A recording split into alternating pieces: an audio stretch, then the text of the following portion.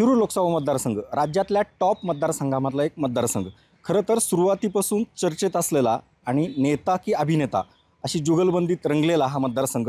खरं तर या मतदारसंघात आता मतदान तर झालं आहे, आता प्रतीक्षा आहे निकालाची. पण दोन्ही उमेदवारांकडनं म्हणजे शिवाजी आढळराव पाटील आणि डॉक्टर अमोल कोल्हे दोघांची टसन होती आणि यामध्ये कोण विजेता होणार यावरून पैजासुद्धा लागल्यात. नेमकं काय घडणार आहे? आपल्यासोबत शिरूर लोकसभा मतदारसंघातले काही ज्येष्ठ पत्रकार आहेत, आपण त्यांना विचारणार आहोत नेमकी कशी ही लढत असणार आहे आणि कोण विनर होणार आहे. काय आहे तुमच्या नजरेमध्ये, कोण निवडून येईल आणि काय असतील इथली गणितं एकूण मतदारसंघातली? रायचंद सर, खऱ्या अर्थाने आपण आम्हाला या चर्चेत सहभागी करून घ्या, त्याबद्दल पहिल्यांदा आपलं मनपूर्वक धन्यवाद.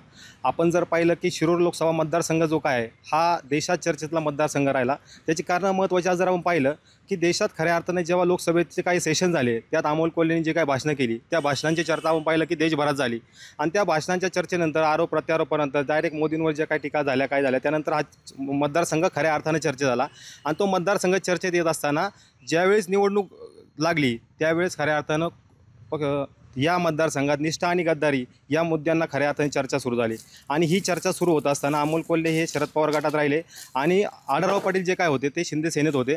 आणि त्यानंतर जेव्हा निवडणुकीचा शेवटचा काळ आला त्यावेळेस त्यांनी अजित पवार गटात प्रवेश केला. आणि त्या प्रवेशामुळे खऱ्या अर्थाने या मतदारसंघात निष्ठा आणि गद्दारी ही चर्चा सुरू झाली. आणि ही चर्चा सुरू होत असताना ज्यावेळेस त्यांनी शरद पवार गट शिंदे गटातनं अजित पवार गटात प्रवेश केला त्यावेळेस ही लढाई खऱ्या अर्थानं पवार विरुद्ध पवार म्हणजे राष्ट्रवादी विरुद्ध राष्ट्रवादी ही अशा पद्धतीने सुरू झाली. आणि त्यामुळं खऱ्या अर्थाने या लढाईला रंगत आलेला आपल्याला पाहायला मिळेल. आणि काय अंदाज असेल दोघांमध्ये कोण विन होऊ शकतो? खऱ्या अर्थानं हा जो काही मतदारसंघ आहे आपण जर पाहिलं की दोन जे काय यातले सहा विधानसभा मतदारसंघाचा हा शिरूर लोकसभा मतदारसंघ आहे. त्यातले शिरूरमध्ये खऱ्या अर्थानं भोसरी आणि हडपसर जर पाहिलं तर तो शहरी मतदारसंघ आहे. आणि ग्रामीणला खऱ्या अर्थाने 4 तालुके आहेत. मग त्यामध्ये शिरूर, जुन्नर, आंबेगाव असेल, खेड असेल.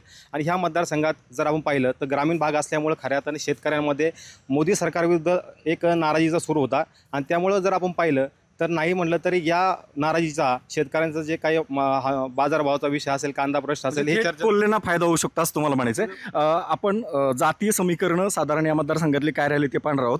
सुरुवातीला कोण असेल विनर या मतदारसंघातला, कोण निवडून येऊ शकतो आणि जातीय समीकरणाचा कसा फटका या मतदारसंघात कोणाला फायदा कोणाला तोटा होईल? खरं तर शिरूर मतदारसंघ हा वेगळ्या मुद्द्यांवर लढला गेला. जरी मोदी विरोधी लाट तुम्ही म्हणत असाल तरी येथील शेतकऱ्यांचा जो कांदा प्रश्न आहे या कांदा प्रश्नाने दोन्ही बाजूच्या लोकांना खुश करण्याचा प्रयत्न केला गेलेला आहे. जर कांद्याचे भाव वाढवले गेले असते तर शहरी मतदार भाजपवर नाराज झाला असता. त्यामुळं भाजपने हे दोन्ही बॅलन्स ठेवण्याचा प्रयत्न केला. आणि जातीय समीकरणं जर तुम्ही म्हणाल तर मुस्लिम आणि माळी समाजाने एक गट्टा डॉक्टर अमोल कोल्हेंना मतदान केलेलं आहे. आणि इतर शेतकरी वर्गाने शरद पवारांकडे पाहून देखील अमोल कोल्हेंना मतदान केलेलं आहे. त्यामुळं अप्पर हँड थोडा अमोल कोल्हेंचा राहील. अमोल कोल्हेंचा फायदा होऊ शकतो. तुम्ही काय सांगाल, काय या मतदारसंघातली गणितं असतील आणि कोण निवडून येऊ शकतं? या मतदारसंघातली लोक खूप हुशार आहेत. त्यामुळे अमोल कोल्हेंना मतदान जास्त झाले असं म्हणतात. याच्या पैंजा पण लागलेले आहे आणि फ्लेक्स लागलेले आहेत. त्याच्यामुळे अमोल कोल्हे निवडून येतील असं म्हणतात, असं वाटतंय. असं वाटतं. आपण पुन्हा एकदा किरण भाऊंना विचारूया. किरण भाऊ, काय साधारण परिस्थिती असेल, कोण विजेता असेल आणि काय पैंजा लागल्यात मतदारसंघामध्ये, काय एकूण राजकीय गणित होती या मतदारसंघातली? मी तर म्हणेल की कोणीही छातीटोकपणे असं सांगू शकत नाही की हाच उमेदवार निवडून येईल किंवा कारण काटेकी टक्कर या मतदारसंघात नक्कीच आहे. याचं कारणच असं आहे की 15 वर्षाचा अनुभव आणि 5 वर्षात केलेली कामगिरी, मग संसदेत असलेली भाषणं असतील किंवा प्रत्यक्ष मतदारांची म्हणजे सोशल मीडियाद्वारे अमोल कोल्हे यांनी अतिशय वेगळ्या पद्धतीने मतदारांपर्यंत पोहोचण्याचा त्यांनी प्रयत्न केला आणि त्याच्यामध्ये ते बऱ्यापैकी यशस्वी देखील झाले. आणि दुसऱ्या याच्यात कळीचा मुद्दा किंवा महत्त्वाचा मुद्दा आपल्याला सांगावासा वाटतो तो म्हणजे की ज्या पद्धतीने वार प्रतिवार जसे असतात किंवा डाव प्रतिडाव असतो एखाद्या कुस्तीच्या फडात किंवा प्रत्यक्ष रणांगणामध्ये, त्यावेळेस प्रत्येक वेळेस अमोल कोल्हे यांनी त्यांच्या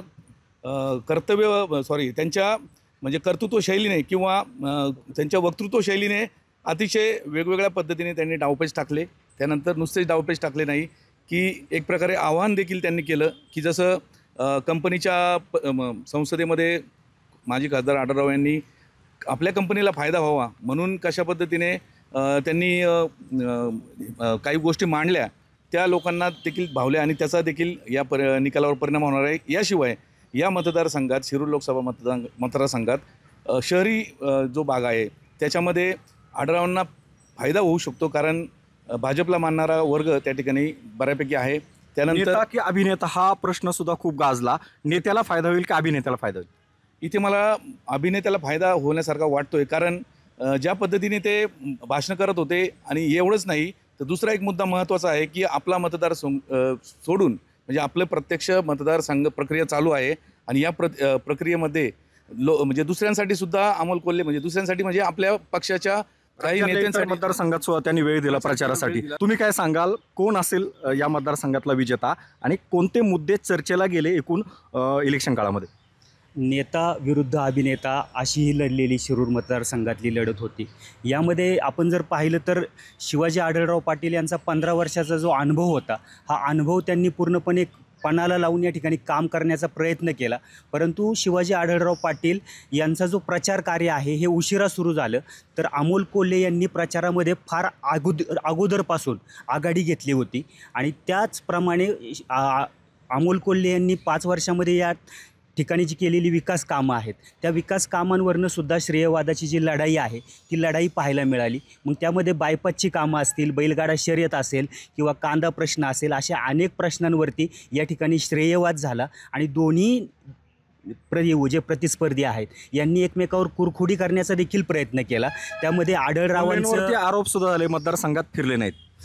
तो एक महत्त्वाचा मुद्दा या ठिकाणी प्रचाराच्या दरम्यान घेतला गेला की आढळरावांच्या बाजूने हा नेहमी मुद्दा मांडला गेला. परंतु हे तितकंच खरं आहे की जे अमोल कोल्हेंनी 5 वर्षामध्ये फिरायला पाहिजे होतं त्या पद्धतीने ते फिरले नाहीत. परंतु ते दावा असा करतात की माझं मतदारसंघामध्ये फिरण्यापेक्षा संसदेमध्ये किंवा लोकसभा मतदारसंघासाठी जे काम करणं आहे ते महत्त्वाचं आहे, आणि ते मी केलेलं आहे, आणि त्यामुळे ते आपली बाजू सावरून येत आहेत.